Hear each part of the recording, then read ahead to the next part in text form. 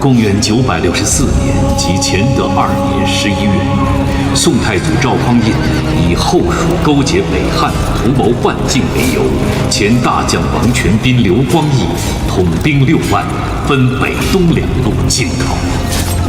后蜀军顷刻溃败。次年正月，后蜀主孟昶出降，然宋军主帅王全斌下令掠杀以降蜀兵近3万人。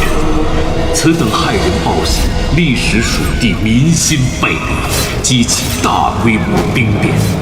消息传开，江南诸国震撼，宋之统一大业亦为此蒙上阴影。孟氏举城而降，蜀地人心未服。文州刺史全师雄举兵而返，自称新国军节度使，蜀人多有响应。蜀地17州风声鹤唳，颇有动摇之势。王全斌该死啊！陛下，大军在外，不宜处置兵捆之将帅。下诏申斥，夺其节钺，命曹兵刘光义占领中军。陛下，若不是他杀了那3万降卒，蜀中能有这番变乱吗？3万人啊，那可是3万条精壮的汉子，便是拉去垦荒，顷刻间也能垦出万顷良田。3、5年间，朝中可多出上百万户的粮米捐赋，更别说在这3万人的身后还有数十万的妇孺。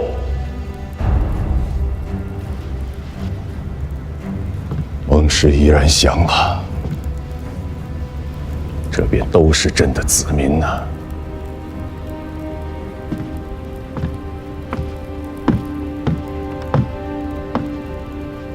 王孟两家在蜀地经营了几十年，人丁户口颇有滋生，粮秣甲仗多有机灵，取益州之资财，充南中之军事，此乃朝廷的国策。可他王全斌倒好，一通大杀，杀得田亩之间再无劳力，杀的妇孺皆视朝廷为寇仇，再加上全师雄这一乱，蜀地怕是没个30、50年缓不过这口气呀！朕只怕天下都定了，川蜀依然是朝廷的祸乱之源。100年、200年，朕不知道何时能够平息。陛下息怒。他杀了3万人，以天下300年之大祸患。朕没有当即砍了他，已然是看在阿爹的面子上了。兵交将汉，兵为将友，上下裹挟。此中唐以来200年之积弊，白马亦如是，兴教门亦如是。长安天子魏博压兵，5代以来鼎益之机莫不如此。王全斌是自兴教门之变过来时的老人，积习难改而已，并非出于顺逆之心。朕不在意他的顺逆之心，朕在意的正是相公方才所言“积习难改”4字。子平以为呢？陛下，秋岁将至，正是取士之时。臣请旨开长科，以录天下文士，足国家全选之采用。朕问你如何处置武将，你却说要开科取录文臣，薛钦这糊涂装得好啊！文武之道，一张一弛，岂曰糊涂？武将是在马上取功名，文官却全要向科场中求取。国朝定鼎以来，每岁取长科进士不过1、20，制科便更少了，其搏杀之力，实不亚于陷阵搏命。诛心总比杀人强吧？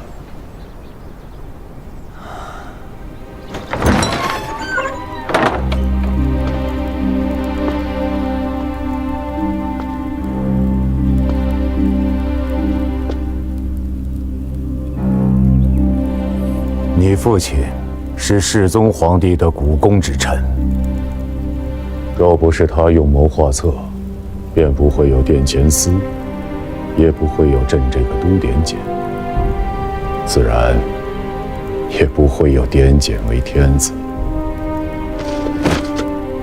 臣不敢。你是不敢，但尔父未必不敢呐。尔父若在，可以治武臣，可以削藩镇。尔父若在，朕不得着此意。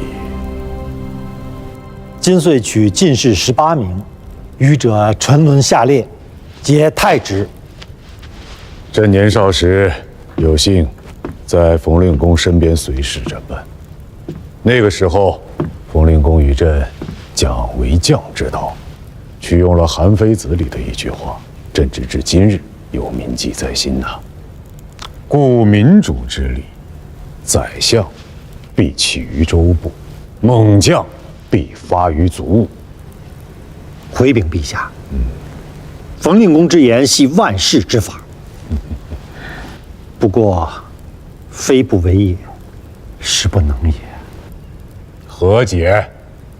自中唐以来，受节度使以经节，委治地方，清民官大多出自幕府，再加上于今四海分崩，列国分据，国朝所辖县治不过600余，吏部所能出官者，实不足200。朕所知600余县，而今后蜀已定，那便是700余县。常科取进士，每岁不过10-20人，太少了，不足用。亲民官还得用读书人呢，需缓缓图之。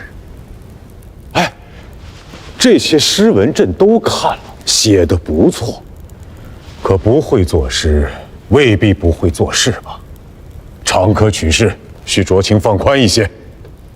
常科乃伦才之典，深言书判，允德允贤，以诗赋取之，乃大唐之固典。吾得少才之辈，不得跻身其中，此天下法，虽人主，不得轻易之。方才轻言，沉沦下列者太之，那究竟太去了多少人？今遂与常科之士者，共计378人。取中18人，太去了360人，20取1，此非盛世之法。彼辈既乏才略，焉可领土之民？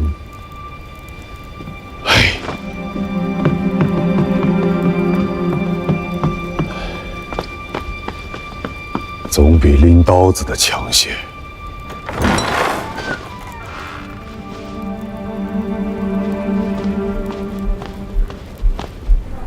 薛子平之共举，用典上稍差些，都要列为下等，就更不要提诗赋了。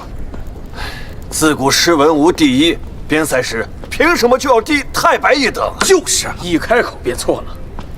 自冯令公以来，独推杜工部，什么要塞，什么太白，都是浮云。池中鱼鳖应相和，从此方知有主人。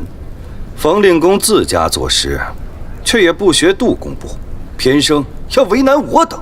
冯令公所言鱼鳖，骂的正是耳背。司马普，老兄赴常科应试有40年了吧？你这般懂得冯令公的诗，他老人家为相30年，也不见他取你做进士，做得一官半职。少年人手不能提，肩不能担，不能术数不知民情，诗文做得再好，也是废物。冯令公为何要取我做官呢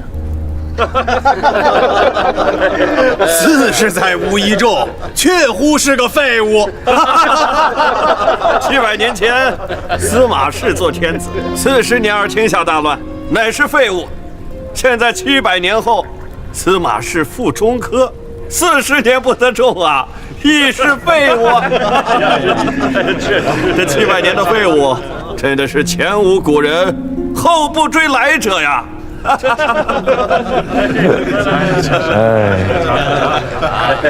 这次考得不成，我也只好回乡去喽。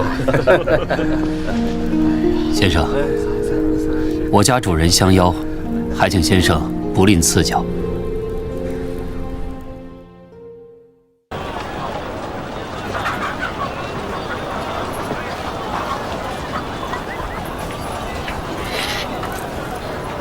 尊驾是同是长科沦落人，先生请就坐。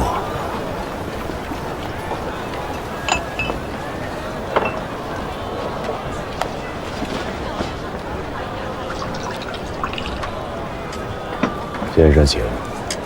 你不是举子，是兵子。何以见得呀？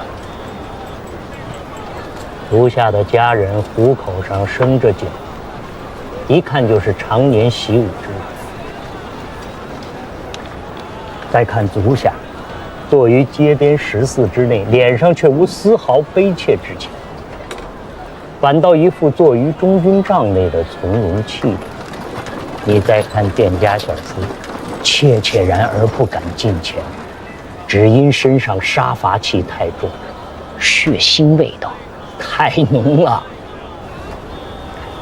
便是不曾得掌荆节，应该也是一个厮杀多年的军中大将，对不对？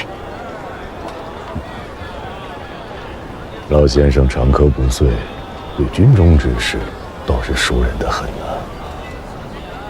屡试不第，20年前曾入藩帅幕府为记事。哦，那既为幕职，为何不求藩帅荐个出身？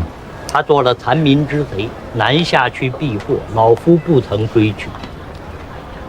不知是哪位藩帅？黄甫辉。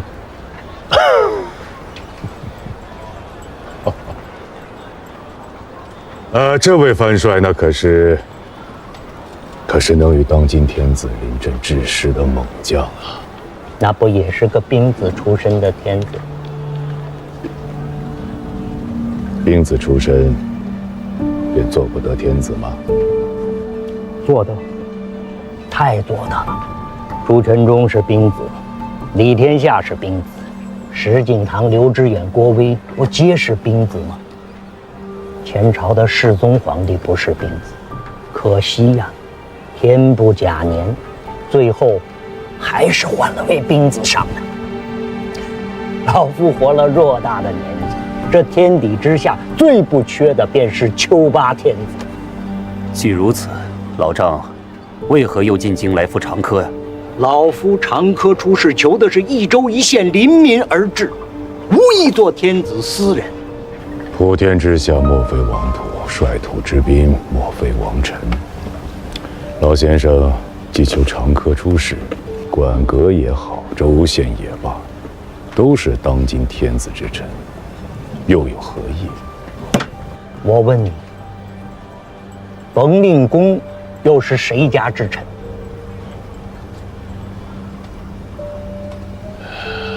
天下板荡，大道风起，兵强马壮者为天子，圣道不存，奉一人者为鹰犬耳。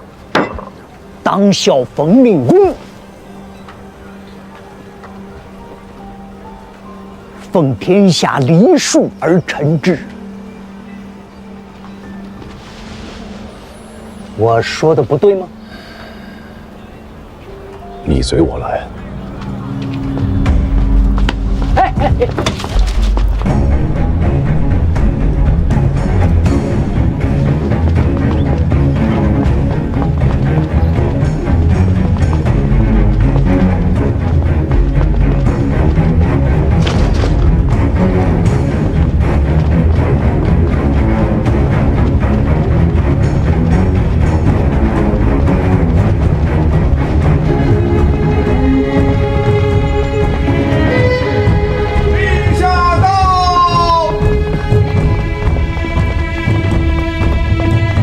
臣等恭迎陛下。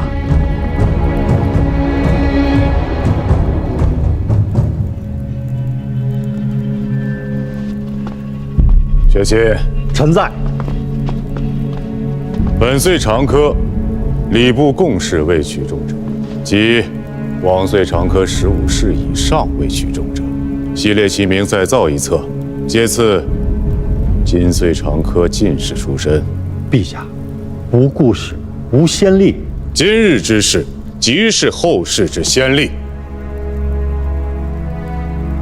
朕是个不通文墨、不懂故事的天子，故而要为天下开了这个先例。陛下，长科取士，应由礼部册名入奏，天下谓之正途。今陛下降祥恩，宜分其途，正其名，以示天下一公。长科取士，谓之正奏明；今日之事，谓之特奏明。长科举子司马溥，凡40年不得一中，今以特奏明取之，赐进士出身，特旨全序，为枢密院承旨。臣奉诏。先生有人天下之心，朕亦有人天下之志。朕虽是求拔天子，却不是张彦泽、黄甫辉。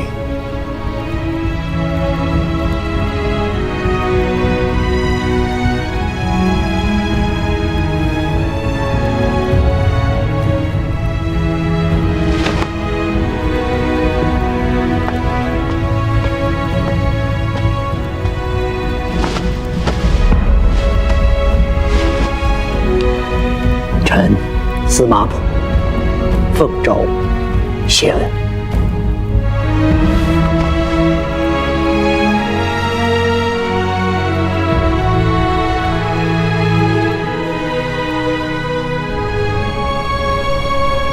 陛下如天之幸啊！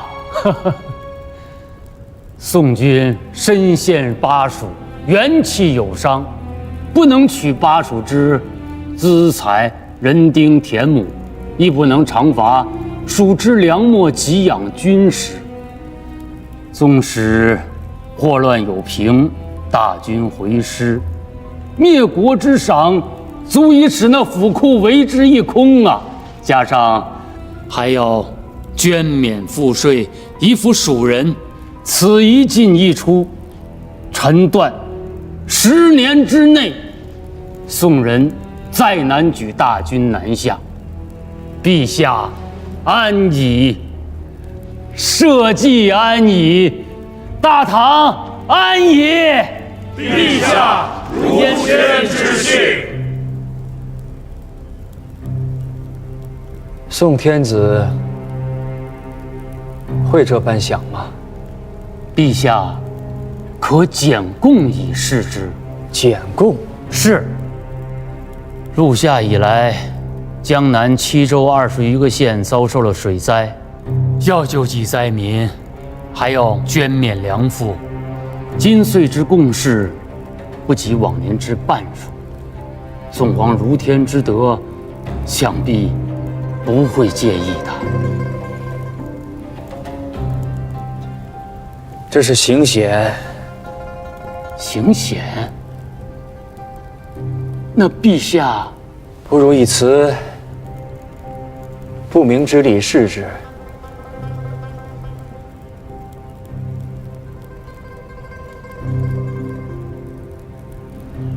朕闻得江南水患，有多少州县遭灾？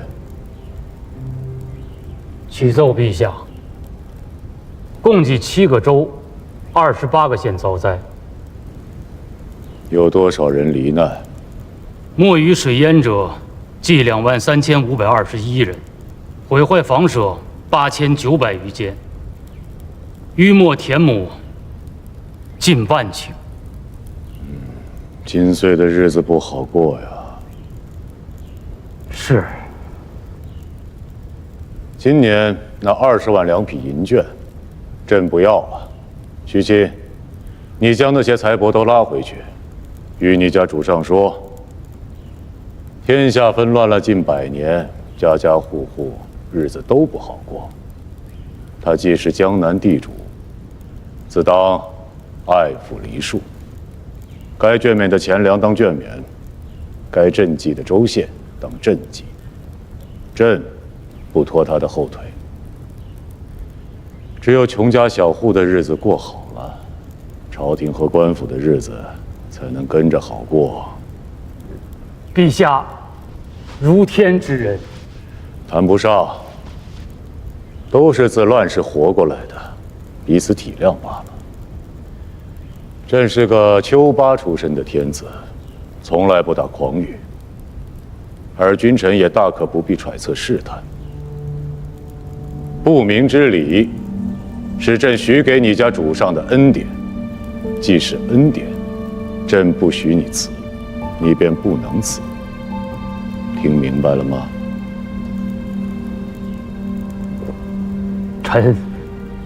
臣明白。而君臣好生去做，只要江南州县国泰民安，李氏便是僭越尊号，与朕并驾齐驱，朕也未必做到。可若是误了灾情，使得江南民生涂炭，朕凭却这日子不过了，也是要吊民伐罪的。听懂了吗？怒。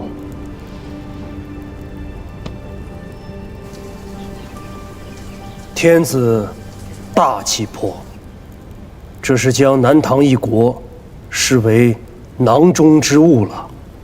这是敲打，更是警示，是告诉南唐君臣，不要以为宋军在蜀中泥足深陷，无力南征。赵官家是天下的官家，而这天下不只有中原吴越，也有他南唐李家在内。朱清想多了，如今的大宋天子也好，汴京的赵官家也罢，和当年少年义气、纵横汴梁的赵大郎，应当还是同一人吧？请大王明示。孤认识的那个赵大郎，不会绕着弯子说话，亦不会拿着言语故弄玄虚。他是如何说的，便是如何想的，也会如何去做。国中一遭水患，亦有庶民流离失所，赈济也好，捐免也罢，这难道不是应该做的事吗？若是不做，或做得不好，百姓活不下去了，那便是天子不问，朝廷不问，难道国中不要其反吗？知州也好，县令也罢，若做事治下子民，积馁涂炭而不顾，难道不应拿来问罪吗？如此浅显明白的道理，放在国中政事上，朱清都明明白白的，怎么如今从天子口中说出来，朱清反倒是不明白了呢？朱清啊，须记着，这天下既有百姓，赵、钱、李、刘，不过其中4姓而已。朕想了许久，今岁的钱粮还是不能尽数捐免。那陛下何意啊？如今宋廷亡我之心不死，天下如此，还远未到严甲休兵之时。长江纵为天堑，却没有一支强兵往来巡守，也保不得一世平安啊。陛下之忧，诚为可虑。只是今岁要练水军，水军，北人善马，南人善舟。陆地争衡，我国中军马恐难与北方锐士相抗。只有水军，才能使长江变为天堑；只有水军，才能保得大唐一世平安。陛下，水军之意呢，诚为国之良谋，但是赈济灾患、休养民力，却是当下之急务。陛下，不妨明岁。朕意已决，至。水军都指挥使，司于洪州，以鄱阳湖为水寨，修造战船，征募水兵，赐军号曰龙翔，以朱令筠为都指挥使，以李元清为副都指挥使，以王辉为兵马都虞候，以孙震为兵马都监，换甲执兵，以拒宋国。陛下，这是何意？宋主咄咄逼人，怨不得陛下杯弓蛇影，吓着了。我问的是，水军的事，与我何干？水军不同于陆师，只要有粮，竖起一面道旗，3-5万个兵，仓促间可得。可水军不行，没有堪用的战船，就没有什么水军呢。能用作龙骨的木料，应该便需要2至3年的时间。打造成战船，水兵操练的明白，便是粗粗算去，也需要5、6年的光景。5、6年，为何要这么久？这已经是快的了。